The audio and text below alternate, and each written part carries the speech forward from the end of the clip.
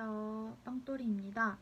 저는 오늘 홍대 자율전공으로 입학한 이유와 홍대 자율전공의 장단점, 그리고 홍대 자율전공을 추천하는지, 어떤 사람에게 추천하는지, 그리고 어떤 사람에게는 추천하지 않는지, 이렇게 세 가지 질문에 대해서 답변을 해보려고 합니다. 제가 따로 Q&A를 받은 것은 아니고요.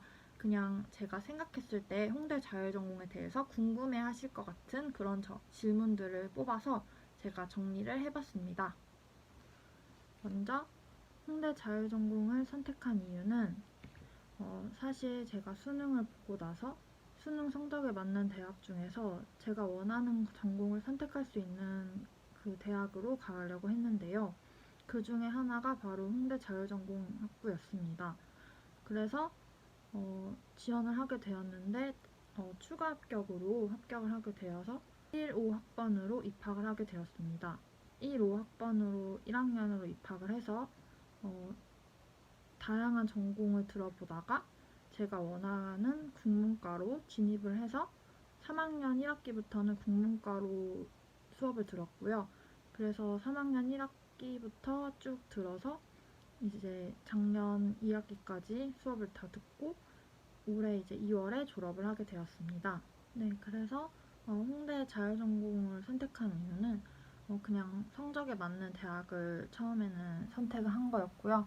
그리고 전공도 제가 정확히 어떤 걸 하고 싶은지 조금은 고민이 되는 상황이었어서 그러면 자율전공학부로 입학을 해서 전공을 천천히 찾아보는 것도 나쁘지 않겠다는 생각을 했었습니다.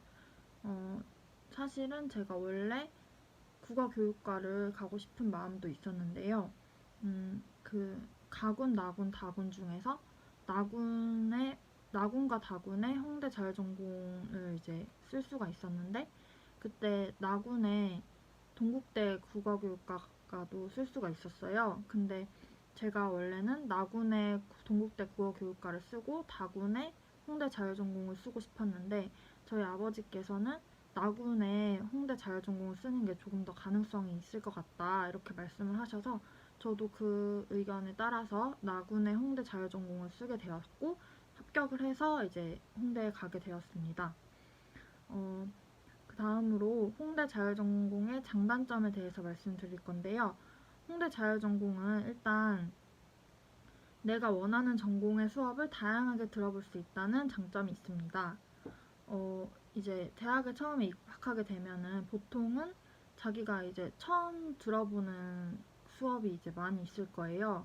그리고 예를 들어 제가 문과인데 이제 뭐 경영학과를 들어갔다 하면은 경영학과 수업을 이제 처음으로 듣게 되는데 아무래도 자기와 맞지 않을 수도 있고 어려울 수 있기 때문에 그거에 대해서 이제 고민을 하는 분들이 많을 거예요.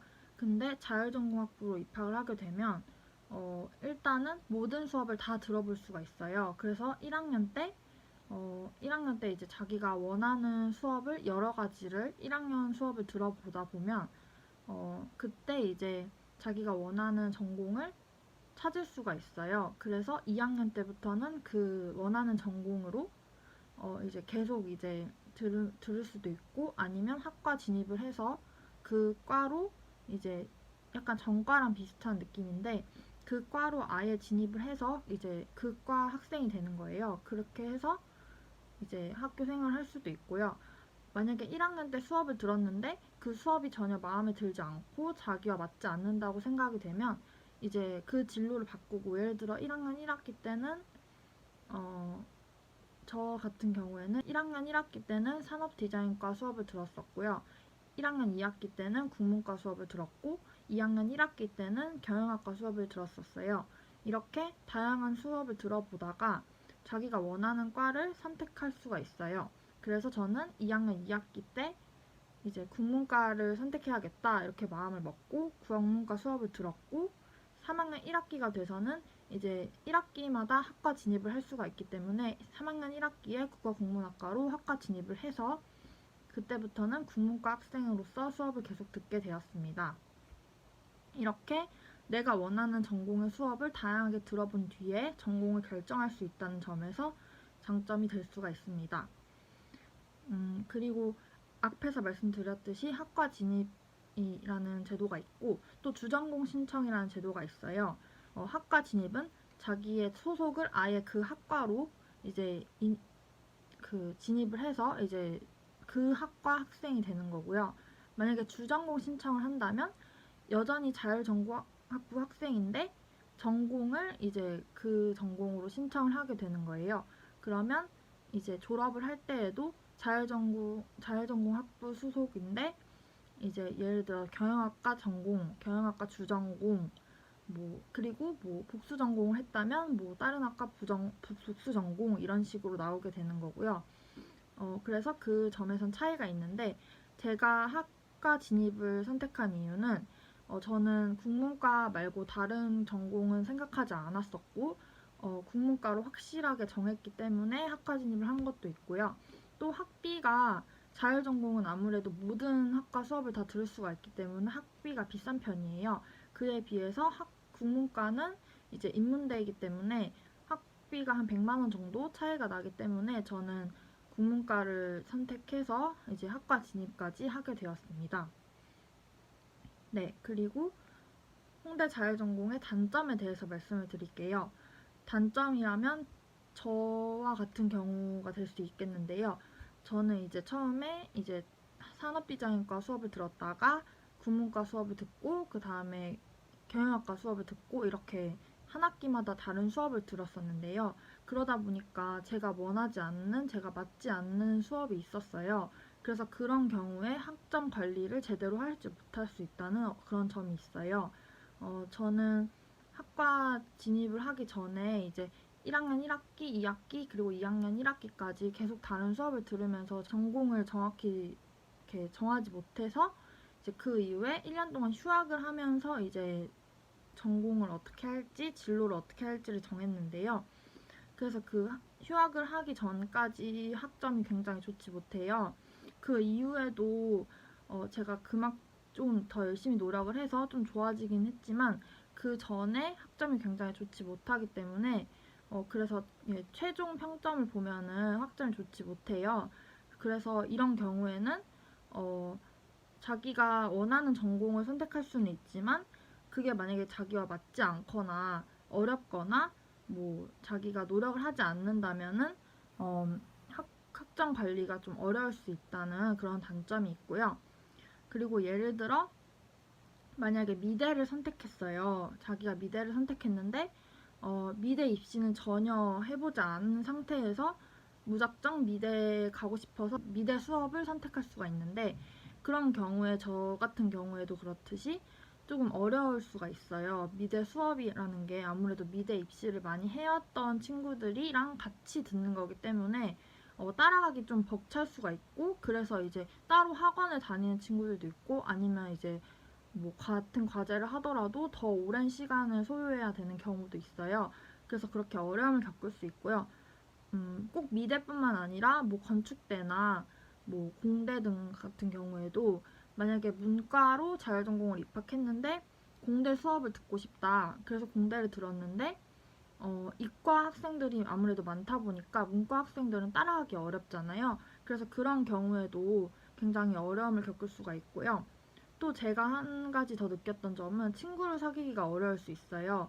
왜냐하면 저처럼 이 수업 들었다가 저 수업 들었다가 이렇게 왔다 갔다 했던 경우에는 친구들을 사귀기가 좀 어려워요. 왜냐면 1학기 때는 미대 수업을 듣고 2학기 때는 문과대 수업을 듣고 또 2학년 1학기 때는 경영학과 수업을 듣고 이런 식으로 했다 보니까 친구를 사귀기가 좀 어려운 환경이었어요.